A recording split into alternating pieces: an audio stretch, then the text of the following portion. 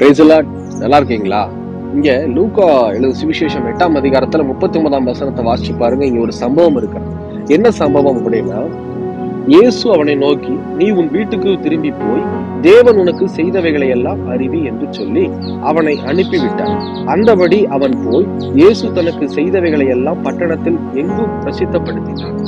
அதாவது இயேசு கிறிஸ்து ஒரு பட்டணத்துக்குள்ள கடந்து போகும்போது லேகியோன் என்னும் பிசாசு பிடித்திருந்த ஒரு மனுஷனை பார்க்கிறார். அப்படி ஒரு மனுஷனுக்குள்ள அந்த லேகியோன் பிசாசு இருக்கு. அந்த மனுஷனை இயேசு கிறிஸ்து விடுதலை செய்கிறார். அந்த அனுபவம் உங்களுக்கு தெரியும், நான் விசுவாசிக்கிறேன்.